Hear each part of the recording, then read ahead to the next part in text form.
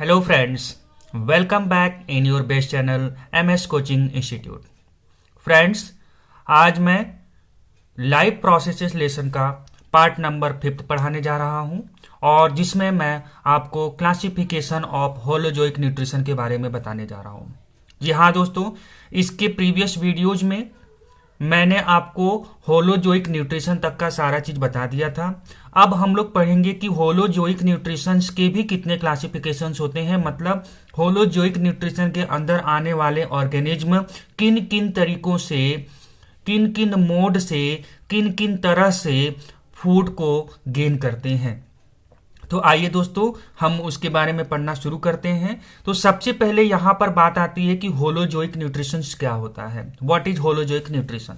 तो यहां पर मैंने आपको ऑलरेडी बताया हुआ है, फिर भी मैं शॉर्टकट में आपको बता दे रहा हूं। होलोजोइक न्यूट्रिशन का मतलब क्या होता है, ऐसे लिविंग बीइंग जो किसी दूसरे लिविंग बीइंग या प्लांट के पार्ट को या होल हिस्से को एज ए फूड इंजेस्ट करते हैं, खाते हैं। ठीक है। अब वो फूड नेचर से कैसा होता है, कॉम्प्लेक्स नेचर का होता है।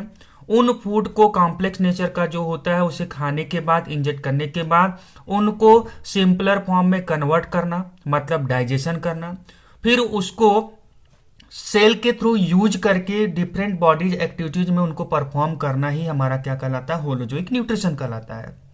अगर हम होलोजोइक न्यूट्रिशन के स्टेप्स की बात करें कि होलोजोइक न्यूट्रिशन में जो मैं आपको बोल रहा हूं कि खाना, फिर उसको डाइजेस्ट करना, फिर उसे यूज करना, तो होलोजोइक न्यूट्रिशन में उनमें कुछ स्टेप्स इन्वॉल्व होते हैं जो होलोजोइक न्यूट्रिशन में लिविंग बीइंग परफॉर्म करता है। और मैंने वही स्टेप्स यहाँ पर लिख दिया है, इसे आप बहुत अच्छे से समझ सकते हैं। मैंने यहाँ पर लिखा है the mode of nutrition that involves, किसमें, इन होलोजोइक न्यूट्रिशन। सबसे पहले इंजेक्शन होता है, मतलब कोई भी लिविंग बीइंग सबसे पहले क्या करेगा, टेकिंग फूड, खाना लेगा। तो process of taking food injection में आ गया। अब वो फूड जो खाया, मैंने क्या बोला, किसी दूसरे एनिमल को एज ए होल या उसके कुछ पार्ट को, या प्लांट के किसी पार्ट को या एज ए होल उसको यूज करेगा। ठीक है, जैसे लीफ को खाया, फ्रूट को खाया, स्टेम को खाया, इस तरह की चीजें, रूट को खाया, या किसी दूसरे एनिमल्स को जैसे फिश खाया, चिकन खाया, इस तरह की चीजों को आप ले सकते हैं। या इंसेक्ट को किसी ऑर्गेनिज्म ने खाया, तो वो सब इंजेक्शन में आ गया, मतलब उनका फूड लेने का जो प्रोसेस है। अब जब वो फूड उनके शरीर में जाएगा तो वो कॉम्प्लेक्स नेचर का होता है, और वो कॉम्प्लेक्स जो फूड होता है उससे हमारे बॉडी को कोई फायदा नहीं होगा, तब तक नहीं होगा जब तक कि वो कॉम्प्लेक्स फूड सिंपलर फॉर्म में कन्वर्ट ना हो जाए। ठीक है दोस्तों, तो डाइजेशन वो सेकेंड स्टेप परफॉर्म करता है, मतलब डाइजेशन में क्या होता है, कॉम्प्लेक्स फूड सिंपलर फॉर्म में कन्वर्ट होता है। उसमें डाइजेशन में डिफरेंट टाइप के डाइजेस्टिव जूस, एंजाइम्स वगैरह रिलीज होते हैं, जिनके थ्रू डिफरेंट डाइजेस्टिव ऑर्गन से होते हुए हमारा कॉम्प्लेक्स फूड सिंपलर फॉर्म में कन्वर्ट हो जाता है। अब ये सिंपलर फॉर्म हमारे बॉडी के काम का है।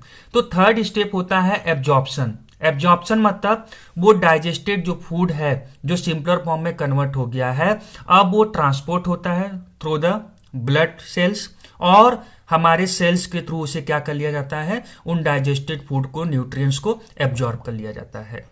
अब सेल के अंदर में हमारा डाइजेस्टेड फूड हर एक बॉडी के हर एक सेल्स में पहुंच चुका है। अब नेक्स्ट स्टेप आता है एसिमिलेशन। एसिमिलेशन मतलब अब वो जो सेल्स के अंदर में हमारा डाइजेस्टेड फूड है उसे हमारा बॉडी यूज करता है। यूटिलाइजेशन ऑफ डाइजेस्टेड फूड कैसे यूज करता है, फॉर द एनर्जी, आपने रेस्पिरेशन के बारे में पढ़ा हुआ है, तो एनर्जी के तौर पर उसे यूज करेगा। हमारे बॉडीज में टिश्यूज वगैरह को रिपेयर करना, ग्रोथ, मसल्स की ग्रोथ करना, बॉडी के ग्रोथ डेवलपमेंट में काम करना, इन सब जगहों पर, अलग अलग जगहों पर उन्हीं न्यूट्रिएंट्स को जो सेल्स के अंदर में पहुंचा हुआ है उसे यूज करेगा, और उसी को हम एसिमिलेशन कहते हैं। अब हमने जो फूड खाया वो जरूरी नहीं है कि पूरा फूड हमारे काम का था, उनमें से जो काम का चीज था उसे सिंपलर फॉर्म में कन्वर्ट करके बॉडी ने यूज कर लिया। लेकिन जो वेस्ट मटेरियल है, जो हमारे किसी काम का नहीं है, जो अनडाइजेस्टेड फूड कहलाएगा, उसे बॉडी से बाहर निकालना जरूरी है, क्योंकि उससे हमारे बॉडी को नुकसान हो सकता है। तो through the anus, through the urine, different process के थ्रू क्या होता है, हमारे बॉडीज से अनडाइजेस्टेड फूड को बाहर निकाला जाता है, और उसी को कहते हैं इजेशन। इजेशंस में क्या होता है, रिमूविंग अनडाइजेस्टेड फूड। तो इस तरह से ये स्टेप्स इन्वॉल्व होते हैं होलोजोइक न्यूट्रिशन में। कौन कौन सा? इंजेशन, डाइजेशन, एब्जॉर्प्शन, एसिमिलेशन और इजेशन। ठीक है दोस्तों, अब इनमें कौन कौन से लोग आते हैं? ह्यूमन बीइंग हो गया, अमीबा इसी में एग्जांपल में है, डॉग, कैट, जितने भी एनिमल्स वगैरह देखते हो उन सब में होलोजोइक न्यूट्रिशन पाया जाता है। अब ये होलोजोइक न्यूट्रिशन अगेन 3 पार्ट में कैटेगराइज होता है। Classification of holozoic nutrition. Holozoic nutrition को 3 पार्ट में डिवाइड किया गया है। एक है हर्बीवोरस, सेकेंड है कार्निवोरस और थर्ड इज ओमनीवोरस। ये 3 कैटेगरी में होलोजोइक न्यूट्रिशन को डिवाइड किया गया है। सबसे पहले आता है हर्बीवोरस। हर्बीवोरस, हर्ब का मतलब होता है प्लांट से। आपने हर्ब वर्ड सुना होगा, हर्ब घास फूस वगैरह ग्रीन प्लांट्स के लिए हर्ब वर्ड यूज किया जाता है। हर्बल प्लांट, हर्बल मेडिसिन, इस तरह की चीजें आपने आयुर्वेद में सुना होगा, मतलब प्लांट से रिलेटेड चीजों की बात हो रही है। ठीक है, तो हर्बीवोरस का मतलब क्या हो गया? Those living organism which take as a food from plants. ऐसे ऑर्गेनिज्म जो फूड के तौर पर सिर्फ और सिर्फ ओनली क्या लेते हो?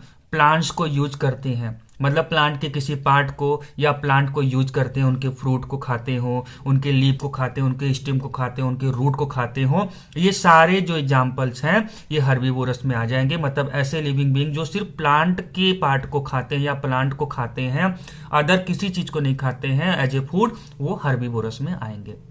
ठीक है, इनके एग्जाम्पल्स में काउज हो जाएंगे, बफेलोज हो जाएंगे, डियर, हिरन हो जाएगा, एलिफेंट्स, इस तरह के एग्जाम्पल्स हो जाएंगे। सेकेंड जो क्लासिफिकेशन है वो है कार्निवोरस। कार्निवोरस का मतलब यहां पर ये मांस को खाते हैं। ठीक है, किसी लिविंग बीइंग को खाते हैं, उनके मांस को खा जाते हैं, इस तरह की चीजें करते हैं। तो डेफिनेशन क्या बनेगा? टेक फ्लैश मतलब मांस की यहां बात हो रही है, एज अ फूड, मतलब ऐसे लिविंग ऑर्गेनिज्म जो फूड के तौर पर सिर्फ मांस खाते हो, उसे हम क्या कहते हैं? कार्निवोरस कहते हैं। एग्जाम्पल के तौर पर हम देखें तो टाइगर होगा, लायन होगा, लियोपॉर्ड्स होगा, इस तरह के बहुत सारे एग्जाम्पल्स आप देख सकते हैं। And the third one is omnivorous. Omni जो वर्ड होता है, ओमनी का मतलब होता है बोथ। मैं यहां पर लिख दे रहा हूं, ओमनी का मतलब होता है बोथ मतलब प्लांट भी खाते हो और मांस भी खाते हो, फ्लैश भी खाते हो। तो ऐसे लिविंग ऑर्गेनिज्म जो दोनों चीज को खाते हो, मांस भी खा जाए और साथ में क्या खा जाए? प्लांट के पार्ट को भी खा जाए, उन्हें हम ओमनीवोरस कहते हैं। दोनों, उनको जो मिले दोनों खाने के लिए, उनके लिए पॉसिबिलिटीज है, दोनों को खा करके अपना फूड का काम कंप्लीट कर लेते हैं। तो डेफिनेशन क्या बनेगा? Take as a food both plants and animal. Those organism that take as a food, खाना के तौर पर लेते हैं। किसको लेते हैं? दोनों को, प्लांट को भी यूज कर लेते हैं, एनिमल्स को भी यूज कर लेते हैं। उन्हें हम क्या कहते हैं? ओमनीवोरस कहते हैं। ठीक है दोस्तों, एग्जाम्पल की बात करें तो हम ह्यूमन बीइंग उसी कैटेगरी में आते हैं।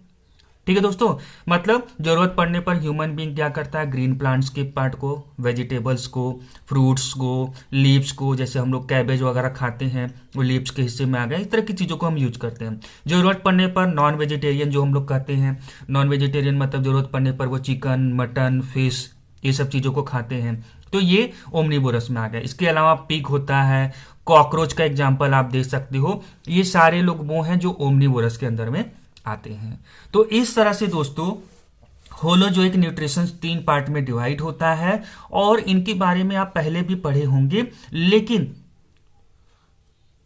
मैं आपको क्लास 10th के सिलेबस के अकॉर्डिंग इस चीज को पूरे अच्छी तरीके से समझा दूं। इतना चीज आपको होलोजोइक न्यूट्रिशन में आना चाहिए दोस्तों।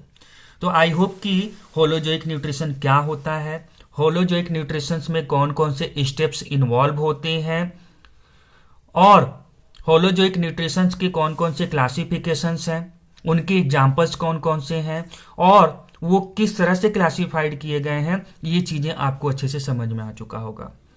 तो अगर आपको लगता है कि ये टॉपिक्स, ये वीडियोज आपके काम का है और आपको बहुत ही अच्छे तरीके से ये टॉपिक समझ में आ चुका है, तो दोस्तों इस वीडियो को आप लाइक ज़रूर करें और ज़्यादा से ज़्यादा लोगों तक शेयर करें दोस्तों, क्योंकि जितने ज़्यादा लोगों तक पहुंचेगा, जितना ज़्यादा हमें लाइक मिलेगा, हमें एक पॉजिटिव एनर्जी मिलती है, हमें भी न्यूट्रिशन के तौर पर एक पॉजिटिव एनर्जी मिलती है कि हम सही डायरेक्शन में जा रहे हैं।